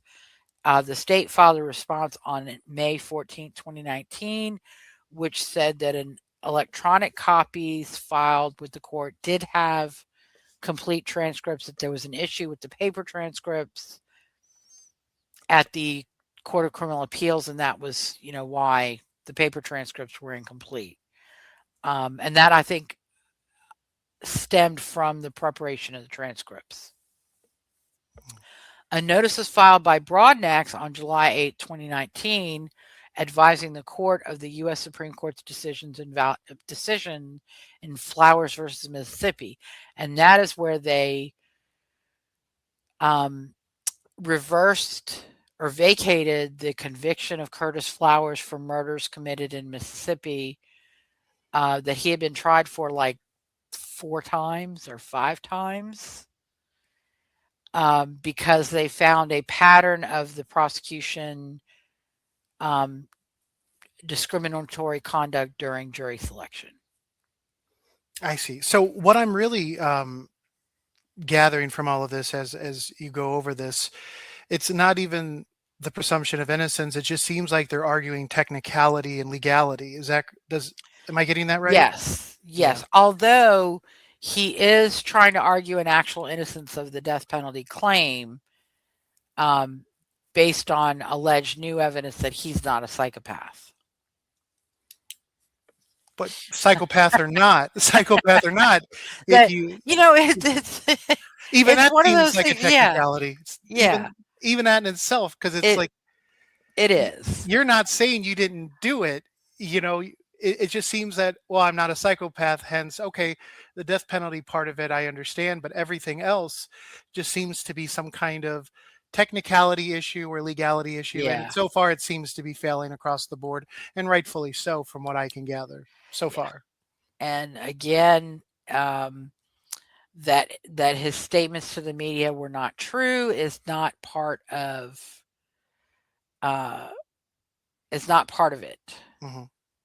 So, all right. So, on July 23rd, 2019, the district judge Judge Godbee entered a memorandum of opinion, or issued a memorandum of opinion. And this was 112 pages. And I point that out because a lot of times people claim that the TCCA or the trial court or the federal court are just, quote, rubber stamping. And that's a lot of pages for a rubber stamp. I would say so. And as I read over the highlights, because what you see in court opinions is they talk about the facts, they talk about the claims, they talk about the response to the claim, and then they talk about the law and the standard of review, and then they put all that together and analyze, and the next part is the analysis. So these are from the analysis, and the findings. Um, First, constitutionality of the death penalty as of the date of Broadnax's conviction and sentence. As of the date Broadnax's conviction and sentence became final for Teague purposes, no federal court has ever held a Texas criminal defendant was entitled to have his capital sentence vacated on Eighth Amendment grounds because the sentence of death in all cases is cruel or unusual under the Eighth Amendment principles. Thus, under Teague, Broadnax's final claim does not warrant federal habeas corpus relief under even a de novo standard of review. Um, he basically denied relief on the challenges to the Texas capital sentencing scheme, basically finding that the Texas Court of Criminal Appeals rejection on the merits during direct appeal was reasonable. The selective prosecution claim, Broadnax has identified no one else, and this court is unaware of any other criminal defendant in the history of Dallas County criminal prosecutions who has ever given multiple pre-trial interviews, denying he felt any remorse for his victims or their families, demanding to receive the death penalty, and threatening to kill again unless he received a death sentence. In every sense of the term, Broadnax put himself in a class by himself. His cold, antisocial behavior on camera makes him sui generis. There is no one else of any race similarly situated to Broadnax for equal protection purposes. Thus, Broadnax has failed to allege any facts showing that a criminal defendant of another race who is generally similarly situated to Broadnax was not prosecuted for capital murder, or that Dallas County prosecutors brought a capital murder prosecution against them but did not seek the death sentence for such a non existent offender. For that reason, under a de novo standard of review, Broadnax's race based selective prosecution claim fails. They also, the judge also dismissed the claims about expert testimony of gang membership under due process, First Amendment, and Giulio Napiu claims because the state court found the trial testimony was factually accurate and not false. And Broadnax didn't present any evidence that they were factually accurate or false. And this is another stupid defense attorney trick, in the words of Sean Wheeler, of saying, because I have an expert witness that says this isn't right, this isn't true, your expert, the state's expert, committed perjury. And, we've seen that in Rodney Reed, where,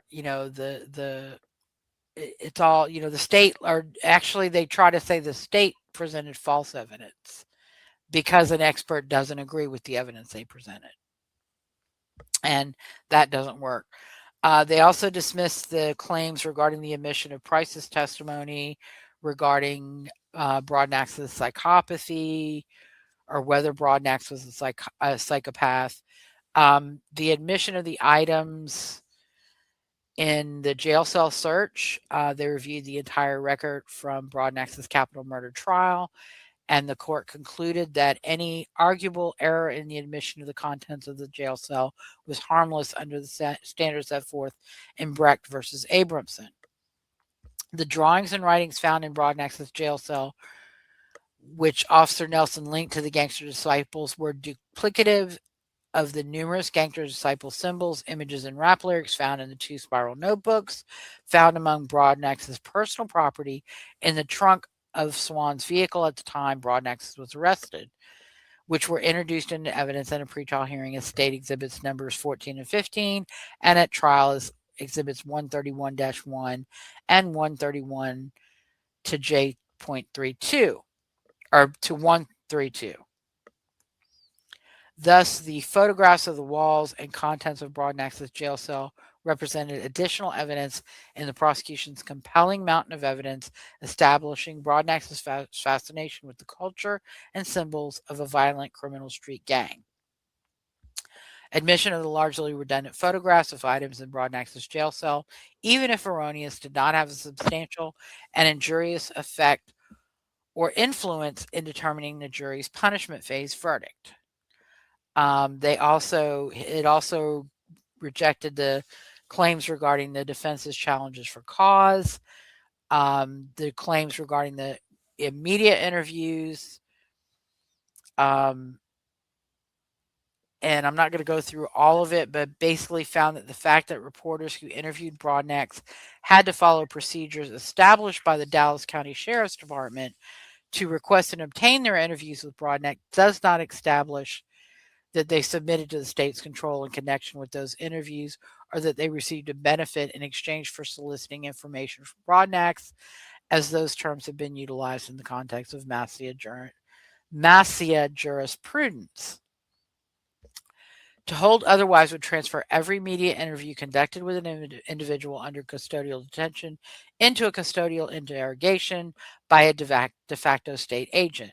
This court is precluded from adopting such a new rule in the context of this federal habeas corpus proceeding by the principle announced in Teague.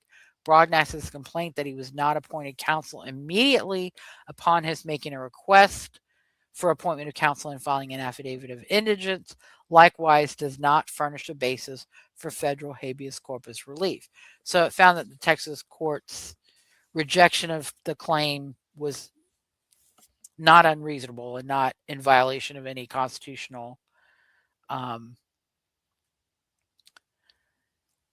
uh, benefit, protection. Just they keep striking out. Mm-hmm.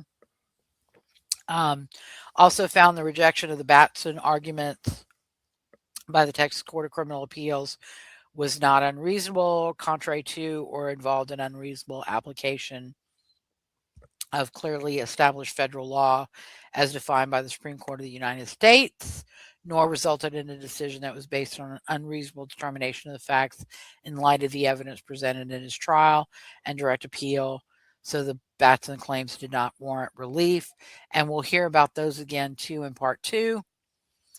Failing to strike the entire veneer. Again, no error on the Texas Court of Criminal Appeals holdings. Ineffective assistance of trial counsel and state appellate counsel, those claims were also rejected. And freestanding actual innocence claim, despite Broadnax's assertions in his federal habeas petition to the contrary, no one offered any testimony at Broadnax's trial establishing that Broadnax is a psychopathic personality. Likewise, despite his complaints in his federal habeas corpus petition, Dr. Lane never testified that Broadnax displayed ASPD. Dr. Lane admitted during his cross-examination only that his notes indicated that at one point he wanted to rule out ASPD as a possible diagnosis, but he was unable to make any further evaluation of a possible ASPD diagnosis because he lacked accurate information concerning Broadnax's behavior prior to age 15. Thus, there was no testimony during Broadnax's trial from Dr. Lane or anyone else establishing that Broadnax had ever been diagnosed with ASPD. The court therefore denies this claim for relief.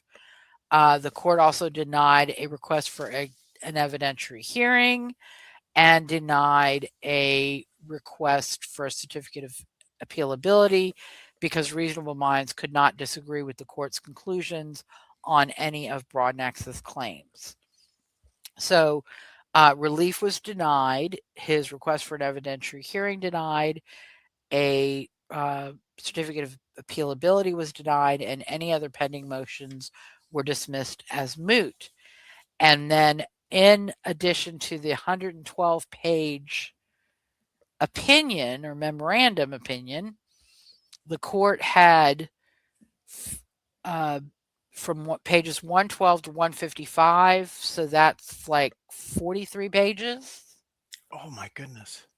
Synopsis of evidence from guilt and innocence phase, synopsis of evidence from punishment phase, and synopsis of evidence from state habeas proceeding.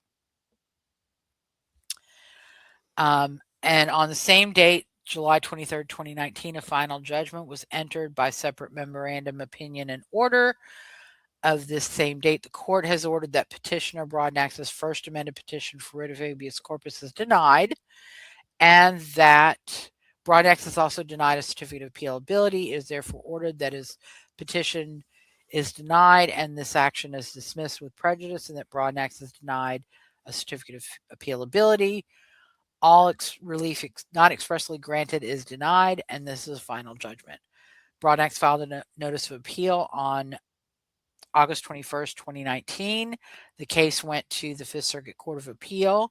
COA docket number was 19-70014. The panel was Judges Jones, Higginson, and Oldham.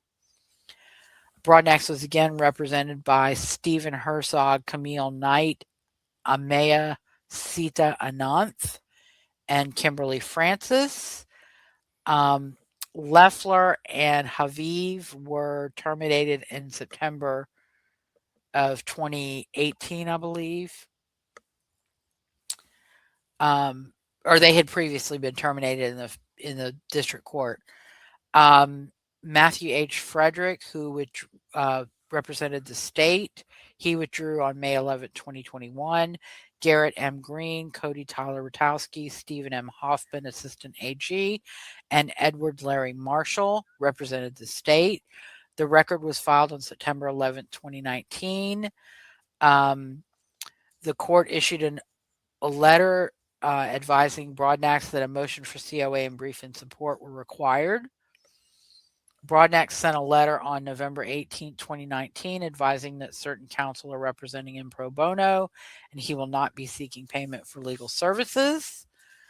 Broadnax filed an opposed motion for certificate of appealability and brief in support, arguing that the court should certify an appeal of the district court's denial of his Batson claims, the district court's denial of his for cause challenge, that reasonable, it says jurors, but it should be jurists, could debate whether Broadnax was selectively prosecuted because of his race, that they should certify an appeal of the denial of his Sixth Amendment challenge to the admission of uncounseled media interviews, that they should certify an appeal of the district court's denial of Broadnax's claim that his appellate counsel was constitutionally ineffective, and that they should certify a claim based on misapplication of the relevant legal standards and erroneous factual determinations of the district court. The state filed a response in opposition on January 21st, 2000, basically arguing that reasonable jurists would not debate any of the district court's findings. That an order was issued on February 12, 2020, granting the unopposed motion for leave to file a reply, which was filed on February 20th, 2020. A non-dispositive opinion was entered on July 24th, 2020 by the panel, per curiam, which found that granted a COA as to one issue, whether the district court erroneously concluded that the spreadsheet was barred by pinholster and 28 U.S.C. section 2254 D2, which was issues 1A, 2B, and D in petitioner's briefings. Because significant briefing about the issue had already been provided, any further briefing must be limited to supplemental evidence and authorities. The party supplemental briefs are limited to 20 pages each, which Broadnax violated. Broadnax's brief was due 30 days from July 24th, and then the respondent's brief was due 21 days thereafter. A briefing notice was issued setting August 24th, 2020 for Broadnax's brief, which was filed on August 24th, 2020, but it exceeded 20 pages, arguing the district court incorrectly denied his Batson claim and incorrectly determined that consideration of the spreadsheet was barred. Of course, the state filed a brief for appellee on October 14th, 2020, and argued that Broadnax could not overcome EDPA's relitigation bar with new evidence, and that the court lacked jurisdiction to consider whether he had overcome the relitigation bar. Um, on a motion to file reply was an order to file granting a motion to file reply. Sorry, was entered on December 29th, 2020, and the reply brief was filed. Um, and basically argued that the director's arguments were wrong. I'm just going to say it that simply. All right. The opinion was issued on February 8th, 2021.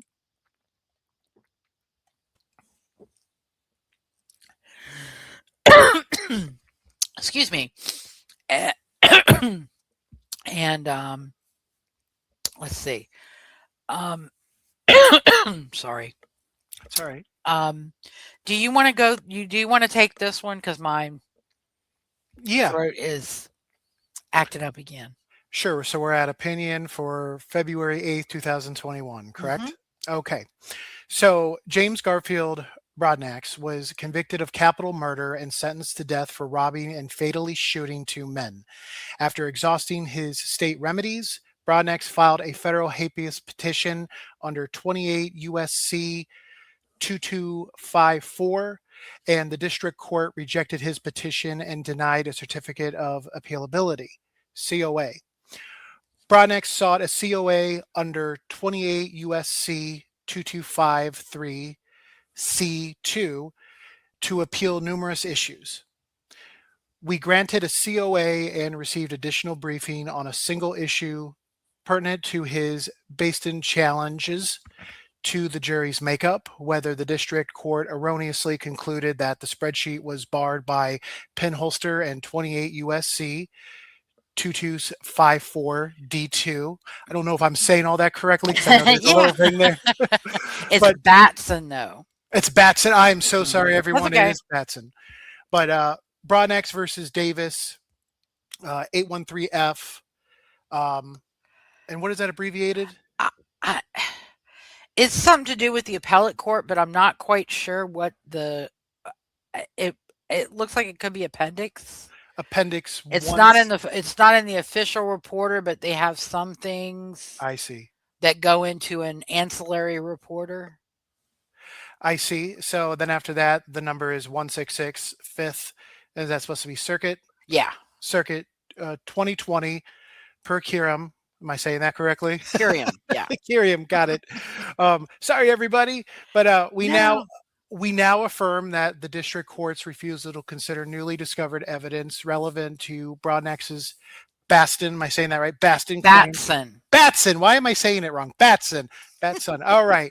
Claim because Cullen versus Pinholster, 563 US 170 131 You don't need S. to read the sites. I'm Oh, sorry. You don't that's need to okay. read sites. That makes it easier. But Yeah. anyways, it bars its consideration. We also explain why COA is denied on Broadnax's other claims. Pinholster, the juror spreadsheet, and Batson and the Batson claim. We reject the theory that a narrow exception articulated in footnote 10 of Pinholster's majority opinion required the federal district court to admit and evaluate the district's attorney's spreadsheet pertinent to Broadnax's fully adjudicated and exhausted Batson claim. So, does that say no clearly? No, yeah. Okay, no clearly established Supreme Court law requires dismissal of an entire jury panel in the face of a single Batson violation, nor has Broadnax brought any such authority to the attention of this court. Batson itself expressly disavowed requiring a trial courts to dismiss the entire panel and noted that reinstating the improperly challenged juror could be an adequate remedy. And Texas views reinstating any excluded veneer veneer Veneer member, member. yeah, as an appropriate remedy for a Batson violation. And you could see State X Rail Curry versus Bowman. Hmm. And in any event, the district court explained that the new rule advocated by Broadnax's Broadnax in this federal habeas corpus proceeding is foreclosed by the non retroactively I'm sorry, non-retroactivity doctrine of Teague, and we find no error in the district court's conclusions. Accordingly, because Broadnax did not surmount the standards embodied in 2254D, he had no basis to offer evidence outside the state court record, and the spreadsheet was correctly barred from the consideration in federal court. And the petition for COA, the refusal. Oh, I'm sorry. Actually, and we don't really need to go through all those. That was just why they didn't grant a COA on on all the other issues. Okay. And I don't think, I mean, I'm looking at it and I don't really think it's, there's nothing really. The only other one is the selective prosecution claim. The district court's conclusion that he was not selectively prosecuted is not reasonably debatable. So I don't think we need to go through all that. Okay. So then they issued a judgment affirming in part in accordance with the opinion of this court. And then Broadnax filed a petition for rehearing. They denied the petition for rehearing. Broadnax filed a U.S. Petition of writ of certiorari to the U.S. Supreme Court under 21-267, August 20th, 2021. The question presented was whether under 28 U.S.C. Section 2254D and Cullen versus Pinholster, a federal habeas petitioner may present evidence of a prosecutor's racially discriminatory intent in support of a Batson claim where the evidence was not available to the petitioner during the state court Batson proceedings. And spoiler alert, we'll hear about all this again too in part 2. They said the reasons for granting the petition were review is warranted to resolve the question left open in Cullen versus Pinholster, and that review is warranted to ensure that Pinholster does not bar consideration of evidence establishing a Batson violation. And I think that they were trying to ride the coattails of Flowers. I see. Brief of amicus curiae, September 23rd, 2021, by the NAACP, Legal Defense and Educational Fund, Inc., that the court should grant certiorari to prevent racial discrimination in jury selection from being insulated from judicial review, arguing that the Dallas County District Attorney's Office has a history of systematically removing Black prospective jurors, and that Broadnax presented evidence of racially disparate removal in his case, and that evidence of racial discrimination in jury selection held exclusively in the hands of prosecutors is hard to uncover. The court should not read Pinholster to undermine the constitutional guarantee to a jury selected without discrimination. The state's brief in opposition was filed on November 9th, 2021. And in their question presented, they said petitioner James Garfield Broadnax was convicted of capital murder and sentenced to death for fatally shooting and robbing 2 people. During jury selection, Broadnax challenged several of the state's peremptory strikes under Batson versus Kentucky. The trial court rejected most of Broadnax's challenges, but reseated one of the prospective jurors that the state had struck. Broadnax unsuccessfully pursued his Batson challenges on direct appeal and state habeas review. Broadnax raised his Batson challenge again in a federal habeas petition. He later amended his petition to present for the first time new evidence in support of his Batson claims. The district court concluded that it could not consider Broadnax's new evidence under 28 U.S.C. Section 2254D and Cullen versus Pinholster, and denied Broadnax habeas relief.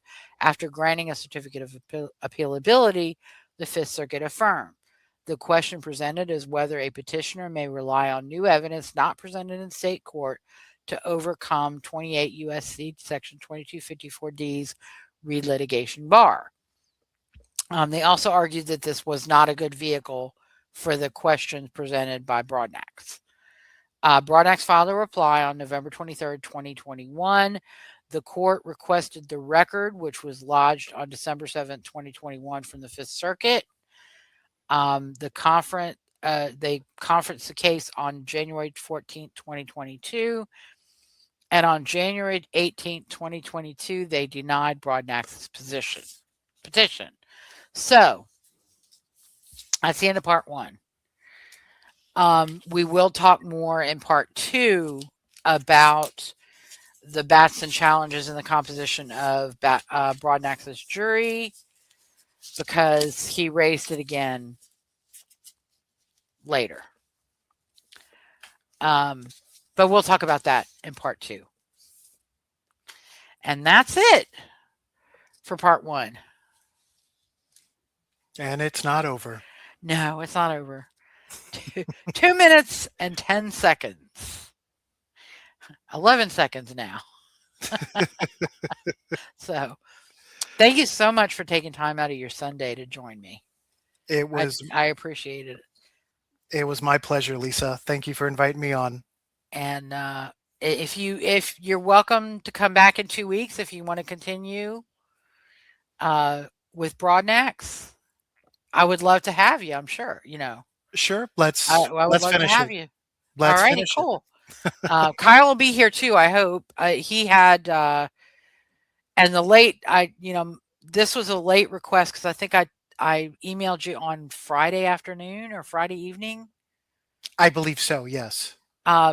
Because Kyle was supposed to be out of town, but he expected to be available to record on Sunday afternoon.